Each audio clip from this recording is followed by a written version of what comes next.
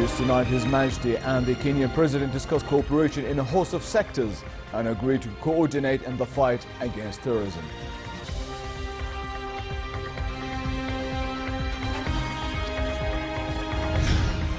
The King addresses the fight against terrorism and the impact of the Syrian refugee crisis on Jordan in a CBS interview.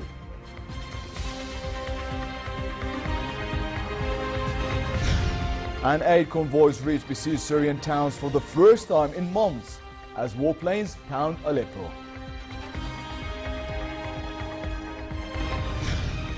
Good evening and welcome to the news at 10. His Majesty the King discussed with the Kenyan President Uhuru Kenyatta ways to cement Jordanian-Kenyan ties and regional and international developments, including the fight on terrorism.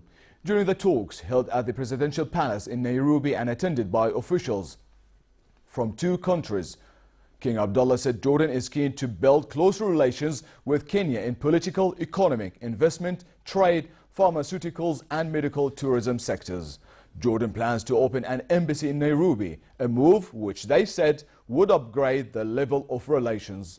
They talked about ways to enhance trade, exports and imports between the ports of Aqaba and Mombasa in Kenya. His Majesty spoke about the privileges Jordan's economy offers for business, besides the kingdom's strategic relocation as a link between the Middle East and Africa. The two sides agreed to sign several trade agreements ahead of the Jordanian-Kenyan Week, which will be held in Kenya in December. The Jordanian-Kenyan Week is seen as a key window for businessmen from Kenya and other African nations to learn about Jordanian industries, which will help to sign future partnerships with the Jordanian private sector. King Abdullah stressed enhanced cooperation and coordination with Kenya on priority issues, top of which is fighting terrorism and terrorist gangs that threaten the Middle East and Horn of Africa countries and the entire world. His Majesty and President Kenyatta attended a joint military drill by the Jordan Armed Forces Arab Army Rapid Reaction Force and Kenyan Special Forces. The exercise is the first military task by the reaction force outside of Jordan, depending on its own military resources, arms and equipment. The Kenyan leader held a luncheon in honor of the King and the accompanying delegation, which comprised the King's military advisor, Chairman of the Joint Chiefs of Staff, General Mashal al-Zibin. King Abdullah was accorded full honors as he left Nairo Airport at the end of the visit. The Media Commission has ordered on the death shooting of Jordanian writer Nahat Hattar. The ban, ordered at the request of the State Security Court's prosecutor, covers reports and publications in broadcast, print and electronic media. The order, which exempts statements by the Prosecutor General, was to protect the confidentiality of the investigation and achieve the public interest. The Kremlin said it is gravely concerned by the situation in Syria. It said rebels were using a ceasefire to regroup and wage offensives against government troops. The United States accused Moscow of barbarism as Russian warplanes supporting the Assad regime pounded Aleppo. Russia also said ending the Syrian war is almost impossible.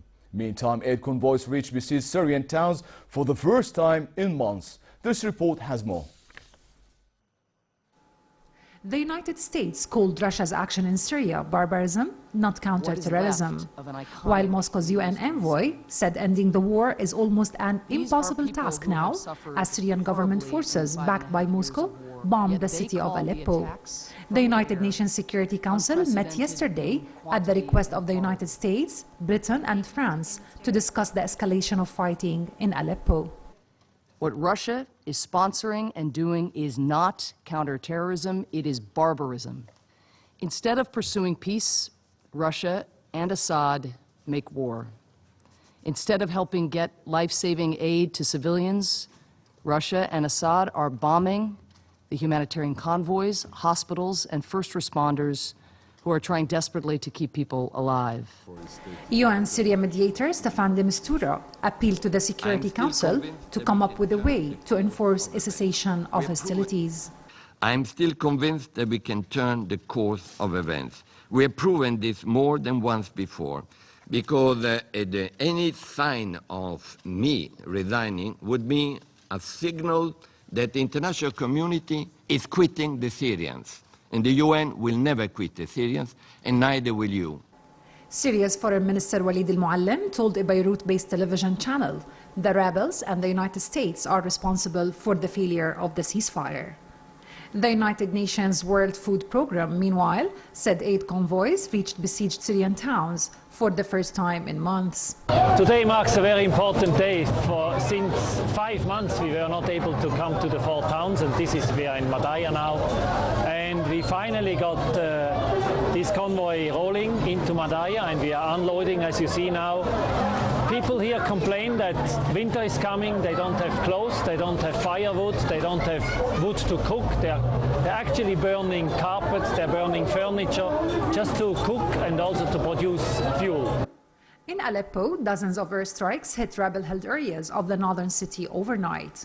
The Syrian Observatory for Human Rights said it had documented the deaths of 237 people, including 38 children, from airstrikes on Aleppo city and the surrounding countryside since last Monday when the ceasefire ended. Of those documented deaths, 162 were in rebel-held East Aleppo. In the city of Homs, the planned evacuation of several hundred Syrian rebels finished with a second group of fighters and their families leaving the Al-Wa'ir neighborhood by bus. Hala Debabne for the News at 10. U.S. Republican presidential nominee Donald Trump said if elected, he would recognize Jerusalem as the capital of Israel, making a potential dramatic shift in U.S. policy. Trump's campaign said he made the pledge during a meeting at his tower in New York with Israeli Prime Minister Benjamin Netanyahu. His campaign said Trump told Netanyahu that under his administration, the United States would recognize Jerusalem as the undivided capital of the State of Israel. The campaign explained that Trump agreed with Netanyahu that peace in the region would only be achieved when the Palestinians renounce what he called hatred and violence and accept Israel as a Jewish state. The campaign added Trump and Netanyahu discussed at a length Israel's separation barrier, cited by Trump in references to his own controversial immigration policies. Democrat Hillary Clinton and Republican Donald Trump will face off for the first time in a U.S. presidential debate. It could rank as one of the most watched and highly anticipated political showdowns in U.S. history. The tight race for the White House and the unpredictable clash in styles between the candidates has generated wide interest in the encounter, which comes 6 weeks before the November 8th election. The size of the television viewing audience is expected to challenge the presidential debate record of 80 million who watched the 1980 encounter between Democratic President Jimmy Carter and Republican Donald Reagan. In a bid for unity, dozens of former appointees of the administration of former U.S. President George W. Bush announced their support for Trump. Security was tight at the Hofstra University, the site of the presidential debate. German Chancellor Angela Merkel said the European Union needed to establish migrant deals with Egypt and Tunisia along the lines of the agreement it already has with Turkey. She also said more must be spent on development aid to deal with the root causes of migration. The EU and Turkey agreed in March that Ankara would stem the flow of illegal migrants to Europe in exchange for financial aid and the promise of visa-free travel. Diejenigen zurück, die illegal über die Ägäis gekommen sind, und im Gegenzug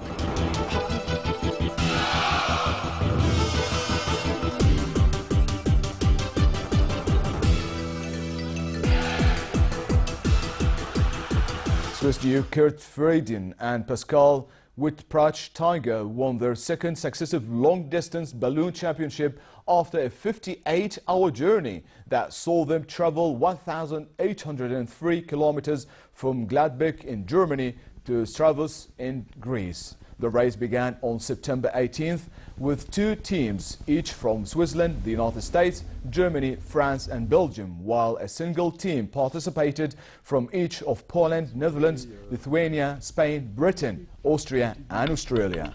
The next race will start from Switzerland for the next 2 years.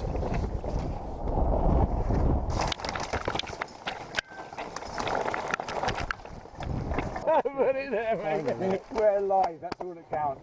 And it was a...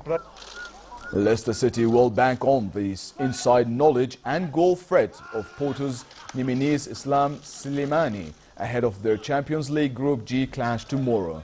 Slimani, who joined Leicester from Sporting Lisbon for a club record fee in the transfer window, scored 6 goals against Sporting's arch-rivals Porto during his time in Portugal, earning the nickname the Dragon Slayer.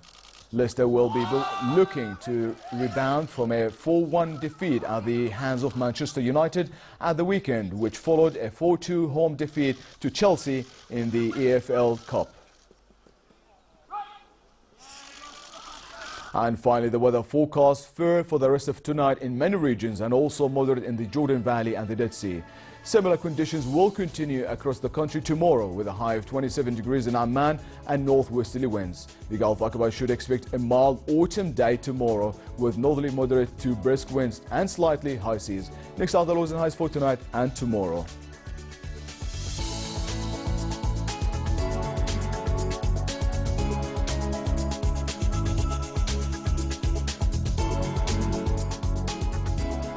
And to close our top stories once again, His Majesty and the Kenyan President discussed cooperation in a host of sectors and agreed to coordinate in the fight against terrorism.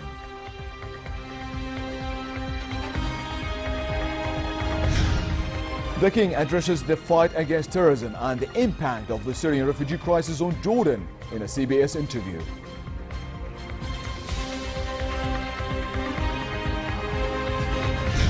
And 8 convoys reached besieged Syrian towns for the first time in months as warplanes pound Aleppo. And with that, we come to the end of tonight's news. Thank you for joining us.